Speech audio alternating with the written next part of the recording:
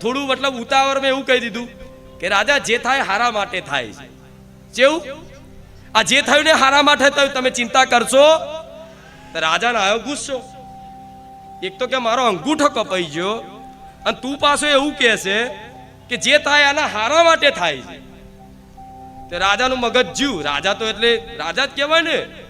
રાજાને આવું કહી દે કે જે થાય એના હારા માટે થાય. ઉપરથી એને આશ્વાસન આલવાનું કે ભાઈ બહુ વાગ્યું, થઈ જશે, ચિંતા ના કરશો. આમ તેમ ઉપરથી શું કીધું? જે થાય હારા માટે થાય છે. શું લ્યા ચિંતા કરો છો?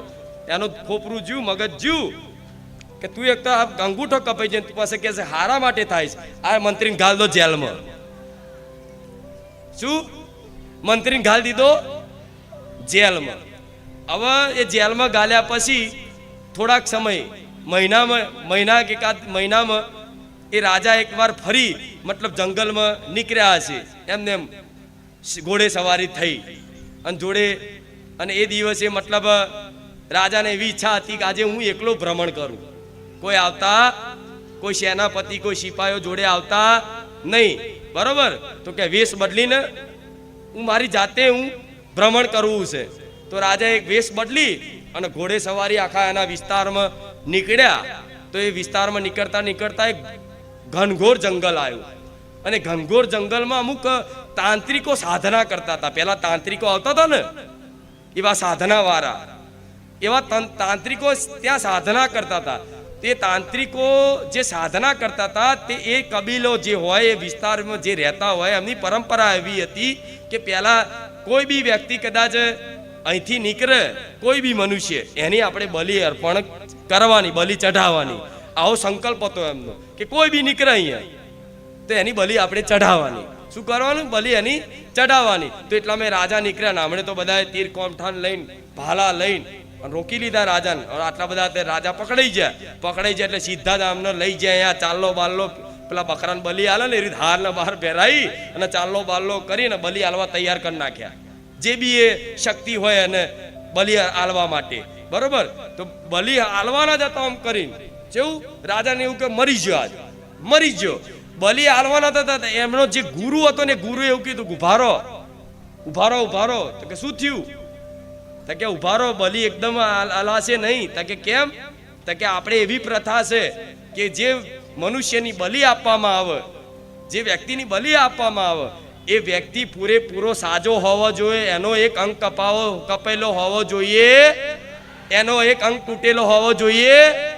તો કે આનો અંગૂઠો કપાયેલો, આ ચાલે નહીં. કેવું? આ ચાલે? એટલે તાત્કાલિક એમણે શું કર્યું? એને છોડી દીધા કે હાર જાઓ. એમને કમ્પ્લેટ નવડાવી કીધું કે જાઓ ભાઈ, હવે તમારું કામ નહીં, તમે ચાલે એવા નહીં.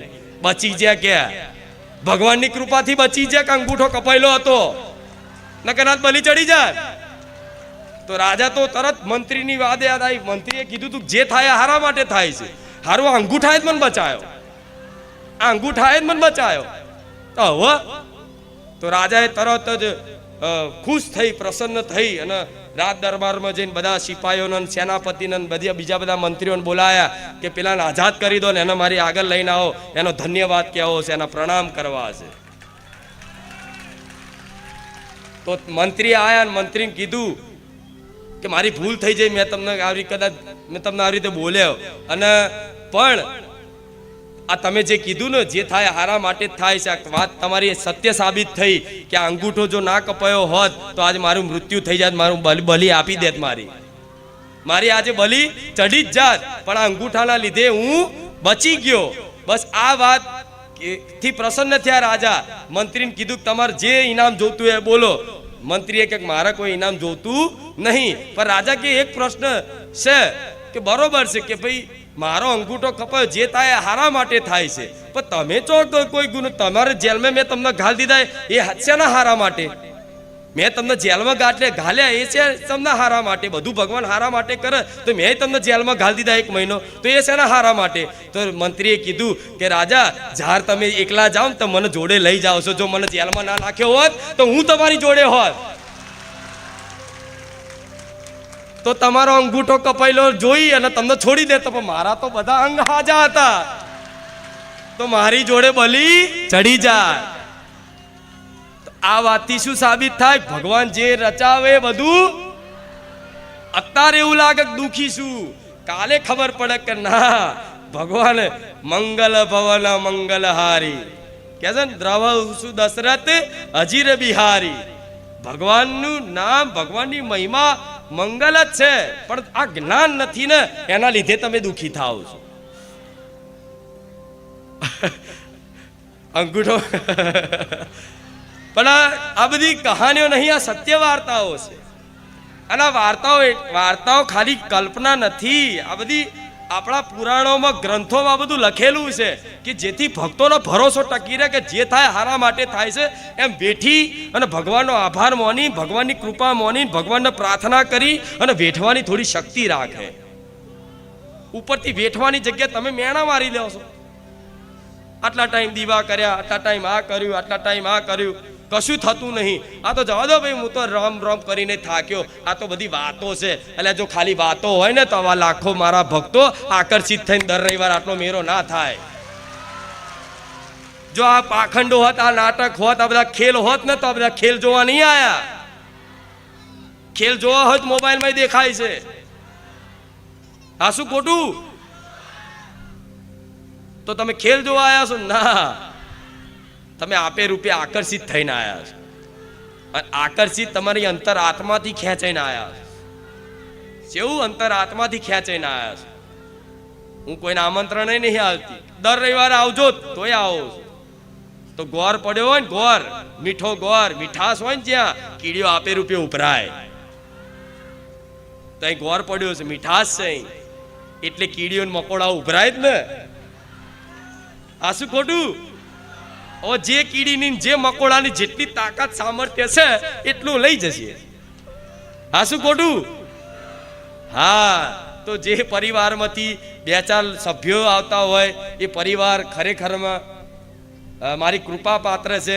અને જે પરિવારમાંથી એક પણ સભ્ય આવે છે, એક તમારા પરિવારમાં કોઈ નથી માનતું, ખાલી એક ભક્ત છે એક પરિવારમાં મારો, તો ભલે એના મતલબ પરિવારવાળા એને આવા દે ના આવા દે, પણ એ મનથી ઘેર બેઠા બેઠા તે કદાચ અહીં આવવું હોય પણ નહીં આવી શકતો, પણ એ રુદનથી મતલબ અંદરથી એ વેદના અનુભવ કરે છે ને હૃદયમાં કે મારા આવું છે, પણ મારા પપ્પા, મારી મમ્મી, મારો પતિ, મારો ભાઈ કોઈ મને લઈને નહીં આવતું, માં ક્યારે અવાશે, ક્યારે અવાશે.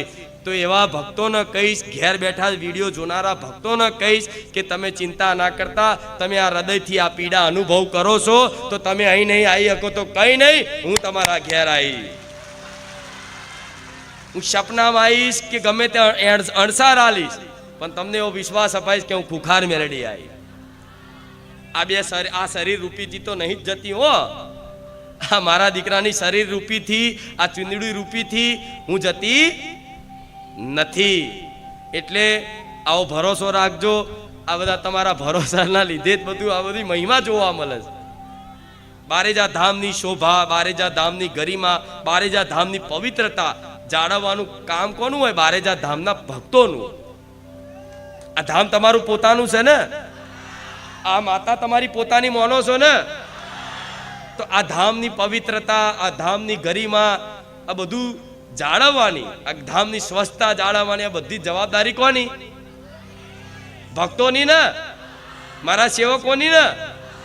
હા, તો હું માતા ફરી એક વખત કહીશ કે કંઈક નવા આવતા હોય કચરો અહીં ફેંકી દે, જ્યાં ત્યાં નાખી દે, એટલે જ મારા દીકરાને કચરો વરાવડાવે મેં. એટલે નહીં અમને વારે તો વિડીયો આજે ખાલી મેલ્યું, નહીં તો જેટલી વાર વારી લે. કોઈની આશાએ રહેવાની. અને સેવા સૌથી મોટી સેવા આ છે. તમે બધા જતા રહો તો મારો દીકરો આડા દાડે આવે, અને રાતે કયા ટાઈમે હવે કોઈ નક્કી ના હોય, રાહ જોઈને બેહી રહ્યો તો દેખાય. આખા સાનિધ્ય જ્યાં દેખાય નજરમાં આવો ને બધા તમારા મસાલા ખાધેલા, પડીકીઓ ખાધેલા બધાય, તો એવું હોય બધું કચરો લઈ અને ડસ્ટબિનમાં નાખીને બારી મેલે. આ કાર્ય થાય છે જ, અને અત્યારનું નહીં થતું, પહેલેથી થાય છે. પણ હું માતા એવું કહીશ, જો મારો દીકરો આવો મતલબ ગાદી પર હું માતાના કોઠે ધૂણતી હોય તો હું આને નાનામાં નાની સેવા હું આપતી હોય સામેથી, મને મારા દીકરાને મને ખબર છે કે આ સેવામાં લાભ શું છે. એટલે હું મારા દીકરાને આદેશ કરું, દીકરા સેવા હાલ. ખરેખરમાં નાનામાં નાની સેવા, જે સેવામાં તમને શરમ આવતી હોય એ સેવા પકડો ને, તે તમે મહાન સેવા કરી જોવાની. આ માયા એવી છે માયા